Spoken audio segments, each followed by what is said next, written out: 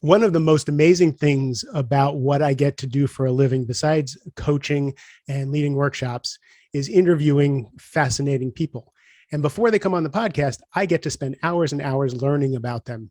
And every once in a while, I fall head over heels in love with how a person is just presents in the world and who they be in the world, and for the people around them. And my next guest, Garry Ridge, is no exception. I've spent hours listening to him talk, reading what he has to say, and I'm just really pleased to bring him to the podcast so you can really I'm stumbling over my words because I have thousands of notes and all kinds of stuff I want to talk to Garry about, but we're going to try and keep it really focused. So let me give you the official introduction to Garry. He is the chairman and chief executive officer of WD-40.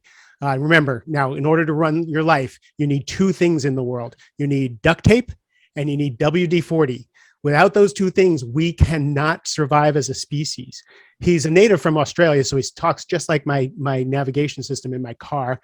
He has a Master of Science in Executive Leadership from the University of San Diego, and he's now an adjunct professor there. So he teaches everything that we're going to be talking about.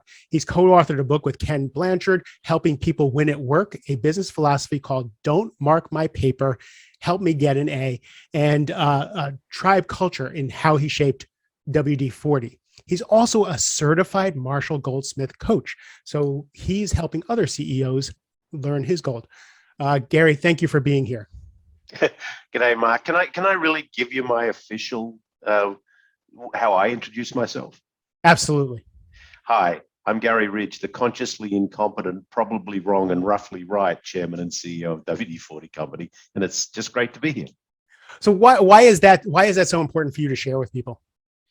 Vulnerability in leadership is so important. And, you know, when I was growing up in Australia, you know, my mom, who lived to 99 years old, used to say to me, you know, Garry, everybody around you and everybody you interact with is as equal to you. So don't put yourself on a pedestal. You don't think you're better than anyone else. We're all equal. And I think that's important. You know, you've probably heard me say often, one of the attributes of Al, the soul-sucking CEO, who is, he creates these toxic cultures, is that his ego eats his empathy instead of his empathy eating his ego. So I'm just Garry. It's so interesting. In the CEOs that I get to meet, like Jeff Hoffman from Priceline, the humility that precedes guys like you and women just really is breathtaking to me, because you think when you meet someone who's that successful and has that much public praise, it would be something different. And time after time, I find that it's your humility that you lead with that is the game changer. Yeah, we got a lot of scar tissue, so we better use it. Huge responsibility. So if you're not humble, it can absolutely be crushing. So I really want to focus this. I want to talk to you about so many things. I'm actually going to have people also go to my friend Meredith Bell, who introduced us, her Grow Strong Leaders podcast, because you talk about leadership and culture there in such a profound way. I'm going to put that in the show notes. I really want you to go and listen to that. But for today, I want you to talk about how you're kind of helping people through these times. So, you know, we're coming to the end, hopefully the end of the COVID-19 pandemic. So, you know, people are still on pins and needles about we're going back to work, whether or not all that. The last 2, 3, 4 years have been political vitriol at such a high level. Our allostatic load, that level of stress we walk out the door with before we even hit, our jobs, is at an all-time high. How are you helping your people navigate this crazy time? Well, I think number one is one of the biggest demobilizers we have in life is fear. And I love the saying that uncertainty is a series of future events that may or may not occur. And unfortunately, what happens in organizations is if you don't distill down the environment that we're into, this is something that may happen, this probably won't happen, and these are the things that we can do something about, and these are the things we can't. So let's not overwhelm ourselves with everything, and let's just focus in. So when we first entered this roller coaster ride of COVID back in March 2020, we said as a company, we have three clear objectives. Number one, the safety and the well-being of our people. Number two, taking care of our customers as we can. And number three, protecting the underbody of our company so that we could thrive when this was over. And what I learned was that in the face of real and great need, people can pivot around fear. So it was about communication, transparency, all of those things that are important to keep people in a state where I really do know what I can impact and what I can't impact. When you say pivot around fear, what you mean is have the fear, but actually act in a sane manner anyway. Let me give you a typical example. What we're doing today. Now, before March 2020 in our facilities in London, in Sydney, and in San Diego, we had all this video equipment. We had the technique and the tools to do this. And I'd be ever frustrated because we weren't using it. And then COVID came and it was compulsory. We had to use it. Mm-hmm. So guess what? We forgave people around their fear. So if the dog barked, it's okay. If someone walked in to get something off the printer, it's okay. In fact, in some of the early times, I purposely screwed up on video calls to show it's okay. So this fear that we had we had to pivot around it, because to get to where we wanted to go, we had to master doing what we're doing now. So one of the things that you said was really that I think helps with the fear is you've talked about people being on their own hero's journey. We don't know what people are going through on the weekends, in the evenings. We don't know what they faced, who got sick in their house, what it was like homeschooling, while distance learning. And you said, coming back to work isn't going to be like a light switch. No. How are you helping people port back in?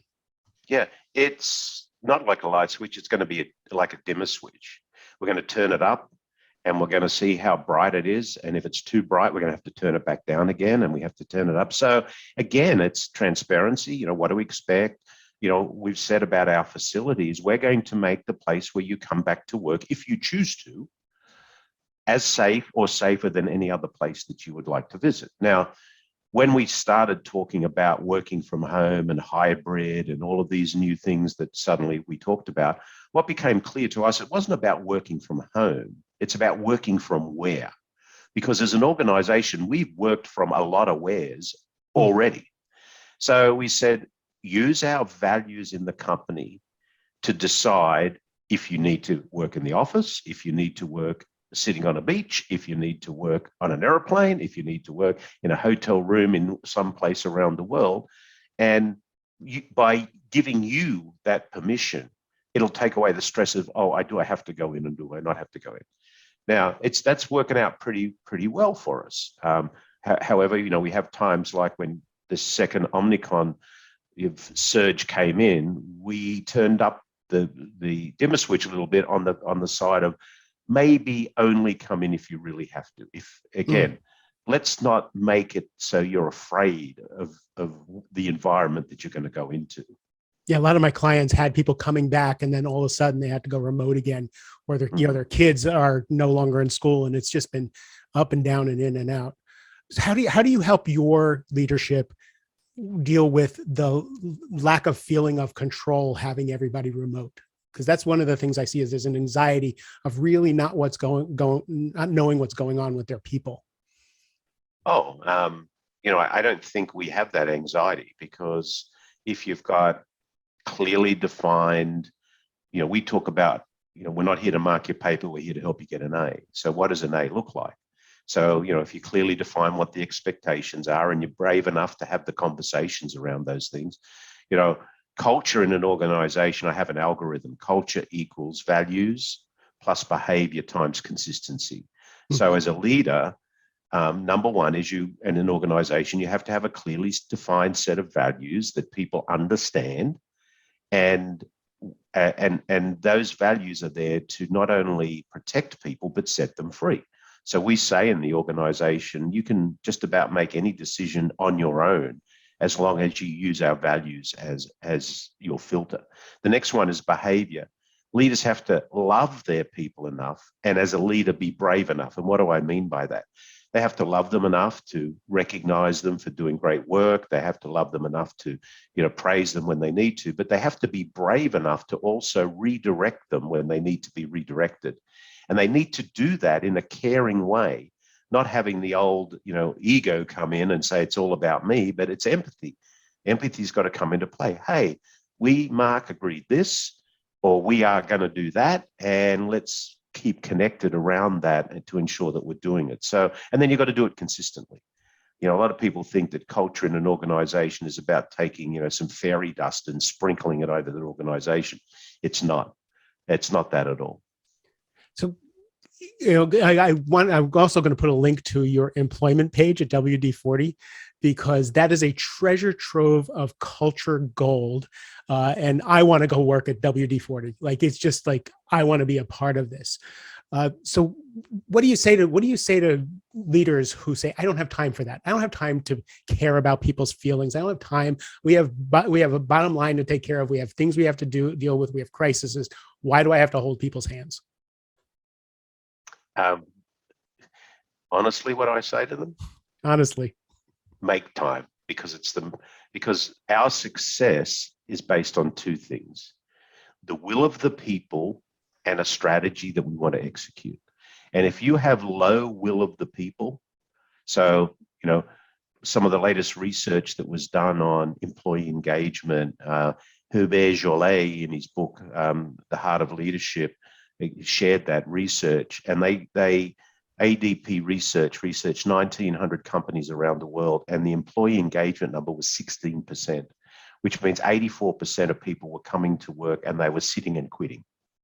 So if our job is to have a high will of the people, which is have people highly engaged, and if they are and we have a reasonable strategy, we'll be successful.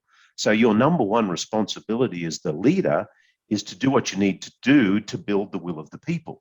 The strategy, we've worked that out. I mean, we've got it, but you have to find the time. It's your responsibility. You're here as a coach to make sure that you help people step into the best version of their personal self and to have them feel like they belong. One of the biggest desires we have as human beings is to belong. Think about Maslow's hierarchy to self-actualization. The first two rungs of that are, do I have food and am I safe? The third one is love or belonging. Most organizations don't provide that place where people actually feel like they belong. I often say, imagine a place where you go to work every day. You make a contribution to something bigger than yourself. You feel safe and are protected by a compelling set of values. You learn something new and you go home happy. Happy people create happy families. Happy families create happy communities. And we need a happy world of happy communities more than ever now. And as leaders, we can impact that, because we're the ones that are either sending them home unhappy or happy because of the way they're treated. I've never ever been in a situation where, when I've treated someone with respect, dignity, care, empathy, whatever, that it hasn't benefited me. Imagine walking into a Marriott hotel at 10 o'clock at night, and there behind the desk is the reception check-in person. And maybe you say to them, Mark, thank you for being here at 10 o'clock at night. I've had a long flight, but I tell you what, you're the most important person in my life right now because I'm tired, and you bothered to stay here this late to help me get a room. And you know what happens? Sometimes you get an upgrade because you've actually been nice to someone, but you've been nice in authentic ways, because they may not want to be there at 10 o'clock at night, but I'm so glad they are, because I just want to go and, flake out. One of my favorite lines in Alyssa Cohn's book, From Startup to Grown Up, is that leadership is an unnatural act. It needs to be learned. One of the things I've noticed, and one of the reasons I have a job as an executive coach, which I'm really glad about, is that often people get promoted because, like, the best sales guy will get promoted to the sales manager, which is a completely different skill set and something they have to learn. Often people are promoted in their organizations because they worked harder than everybody else. They're better at the job than anybody else. And now they need to learn success through others. Where do they start? Where do they start when they've been a grinder, when they've been someone who's just really been effective at a job, and now they have to help other people become effective? Where do they start to learn those other skills? Where do you start people? Sure. And, I think you've hit the nail on the head, Mark, is that one of the reasons we invest so much time in sharing the attributes of good leadership right throughout the organization is so people, when they move into new roles, understand that you manage a bank account, you coach and lead people. And, what's the attributes of a great coach? So managers that get put into a leader's job that still want to be a manager, what are they doing? They're running on the field wanting to play the game. The great coach is on the sideline observing the play, and in the locker room, that's the conversation side of it, talking to the people they're coaching. So, we invest a lot of time, talent, and treasure with everybody in the company, teaching them and making them aware of the attributes of leadership: care, candor, accountability, responsibility. What does that look like? Not only that, leaders in the organization need to mirror that, because the tribe members, because we call ourselves a tribe, not a team, the tribe members will react to and act like the people who lead them. So again, this is when I was at school many years ago in Australia in a science class, the science teacher gave me a petri dish and they said, we're going to grow culture. So we put some stuff in the petri dish, right? And what did the science teacher tell me? Well, we've got the ingredients and we know we're going to grow nice culture here, but your job as the person that is responsible for this petri dish is to watch that culture every day. And as soon as you see toxins and antibodies getting in there, you've either got to treat those toxins and antibodies, or you've got to get them out of there. Because if you don't, you're just going to end up with a sour mess.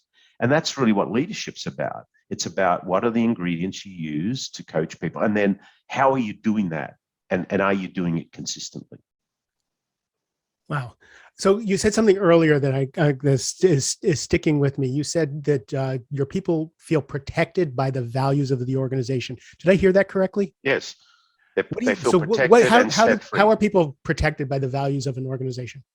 Well, they know what the boundaries are, so it gives them permission to be able to act. They don't have to quack up the hierarchy all the time to try and get some decision. My mentor and dear friend Ken Blanchard has a way of talking about it. He says, eventually, not only do you if you quack up the hierarchy long enough, you get to the King Mallard, quack, quack, quack. So, our job is these values protect people and they give them the safe playing field. Here's an example. Imagine a paddock full of sheep, and around the paddock is a fence. And on the outside of the fence, there's a lot of hungry wolves. They're going to eat the sheep if they get out from under the fence. If you put the feed for the sheep in the middle, where do most of the sheep hang out? Around the feed, because that's where they want to be. So if the feed is the values of your organization, the values are protecting them. Now, if you don't put the feed in the middle, the sheep will wander out around the side of the fence, and more will get out under the fence and get eaten because there's nothing to protect them. The feed is protecting them. The values are protecting the people from getting out under that fence and being eaten by the wolves of business that are out there. That's such a profound story. I love that. And I thought I'm giving myself points because I wanted to make sure I got you to say quack up the ladder. So that was one of my goals for this podcast. So I'm curious about yourself. So you're the CEO of a multinational organization that is still growing and adding new products. It's really breathtaking. And you're an executive coach. So you take the time not only to help your own people, but to help other organizations. So you have a mission in the world. How do you manage your time, and how do you keep from being overwhelmed from all your responsibilities? I have the best job in the world. I wake up every day to create positive, lasting memories. The most exciting part of that is finding out all the ways to do it. So I have a filter around, is this meaningful work for me? And I don't do anything unless I put it through that filter. And meaningful work is work that matters to me and helps others. So if it doesn't matter to me and it doesn't help others, I won't do it. I just won't do it. And that's the simple way I do it, is by having those, again, those kind of lanes of life that I try and stay in. Otherwise, at the end of the day, we're just simple human beings bumbling down this little road of life. And unfortunately, in the bushes are thieves that want to come in and take us off that road and get us in the bushes. And those thieves are things like guilt and anger and greed and, all of that stuff. And if we don't have some way of recentering ourselves, we'll get really tired fighting those thieves.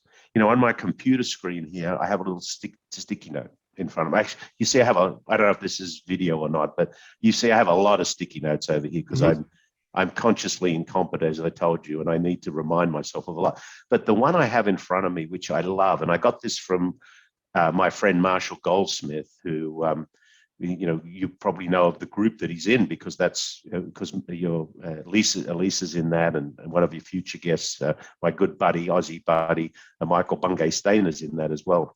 But here's what this little sticky note says, Mark. Am I being the person I want to be right now? And then under that, it says, what is that person? And I have these things listed. I want to be caring. I want to be empathetic. I want to be reasonable. I want to be a listener. I want to be fact-based. I want to be balanced. I want to be a curious leader and learner. And I want to throw sunshine, not a shadow. So I have that in front of me, which helps me make sure that I keep on my track. All of those things that you said, hold on one sec, my audio somehow changed.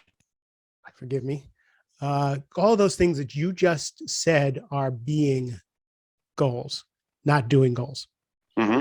Right. So you're starting with being before what you're going to go do in the world. Who do I want to be? Who do I want to be? And I don't know that a lot of people spend enough time. Who do I need to be in order to have the effect that I want to have in the world? Mm-hmm. Well, and only you can make up your mind about that, if you're aware of it, if it's an awareness that you want to have. Because, the Dalai Lama said, our purpose in life is to make people happy. If we can't make them happy, at least don't hurt them. And I read that many, many years ago. And after reading it, I looked around and I said, leaders in companies are not acting like that. They're hurting people. Why do we want to do that? I don't want to hurt anybody. And it doesn't mean that you can't be tough-minded and tender-hearted. It doesn't mean that you run an organization or lead an organization where the prisoners run the prison. It doesn't mean that.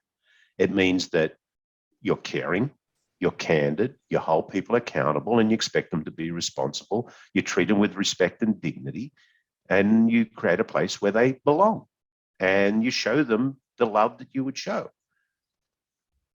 Did you always have this open heart, or did something happen in your life to kind of, like you're dropping the Dalai Lama, did something happen that kind of pivoted you in this direction? Yeah. Back in 1997, I was given the privilege to lead the company, and I went, I don't know how to do this. I used to be called the one-time traveling salesman from Australia. Here I am, not long in this country. I'd only lived here for 3 years, and now I've been given the responsibility, and I don't know what to do. And that's why I went back to school. I went back to school. I did my master's in leadership at USD. That's where I met Ken Blanchard, who was my professor. And I love the attributes of servant leadership, because there were 3 words that I learned, the most powerful words in my life. And once I got comfortable with them, the life changed. And the 3 words were, I don't know. And when I got comfortable with those 3 words, I don't know, what it told me is I need all the help I can get. So how do I get people to help me? Well, if you serve them, they will help you. If you serve someone, they will help you. So if I'm dedicated to helping them, then I think they'll help me. I found that true in life. I listen to people that hit roadblocks just everywhere they go, unhelpful people and all that. And that's not my experience in the world. My experience in the world is people want to help me. People make things smoother for me almost all the time. And my guess is it's because of how I'm being in the world. Right. So, when I hear other people complaining, I'm always questioning, like, who are you being when you're showing up to that counter and your rental car is not there, right? How do you get that help? So since you're such a busy guy and you get to spend time on that give you meaning and joy, who have you hired to help you with all the things? Because what I hear over and over is, I'm just so busy. I'm so buried. I have so many responsibilities. Nobody in my organization takes care of things the way I would take care of them. Who have you hired and who have you brought into your life to make sure you can pay attention to what matters to you? Well, firstly, Mark, I don't like the word busy. I think it's an excuse. My word, what I say, I'm not busy. I have an abundance of worthwhile work. So that's the difference. So I'm not busy. I just have a lot of worthwhile work to do. But I'm fortunate that if you talk about who we've hired internally, we have a leadership team that's dedicated to the same things we are. In fact, the master's degree that I did back in the year 2000, 34 people in our company we've sponsored them and paid for them. They have master's degrees in leadership. And then we've taken that and we've turned it into a faculty. So one of the requirements of being funded through that program at USD, which it's not an inexpensive program, it's $60,000, $70,000, is that you will become a faculty member of our leadership faculty, and you will then start to teach this out. So over time, we've built this learning and teaching organization. The number one responsibility of a tribal leader is to be a learner and a teacher. That's the number one responsibility. If you look at our attributes of a tribe, it's the number one. And, when I studied the indigenous Australians and the Fijian Islanders, and I spoke to tribal leaders in, Australia, and I sat on islands in Fiji and spoke to their tribe members, I asked them what their number one responsibility was. And they said, hey, our job is to teach the tribe to survive, because if we don't do that, and think about this, if we were to go back in a time warp now and to my homeland of Australia and be able to observe a tribal meeting of indigenous Australians, what would the tribal leader be doing? He'd be teaching the younger tribe members to throw a boomerang. Why? Because if you weren't competent at throwing a boomerang, the chances of survival were low, because the boomerang was the tool of survival. So as leaders, our job is to teach people to throw the appropriate boomerang to be able to survive. So again, it's not about who you bring in, but it's about how you nurture them. And as you said, if you go to our careers page at the company, the first thing that pops up is, these are our values. And if you don't align with these, don't call us, because we don't want to know you. We employ and hire people for values first. I can help anybody learn an Excel spreadsheet. Certainly you've got to have disciplines and competencies in certain disciplines at a certain level. But we love to hire people who are in the developing mode, who are not necessarily the best, but who want to be better than they are today. And we want to help them get there, because that also gives them fulfillment, because we as an organization have helped them explore and expand their knowledge and their competency and their value they can add to the world. If you had 1 minute with another human being, and you can only teach them one thing, you can only impart one piece of advice or one insight, what would it be? It's not about you. It's not about you. It's about those that you touch every day. Life's a gift. Let's not send it back unwrapped. Let's get some unwrapping going on here. Garry, I am so much better for having spent 20, 25, 30 minutes with you. I really appreciate the wisdom and insight that you brought to the show. Thank you. Where can people find more about you?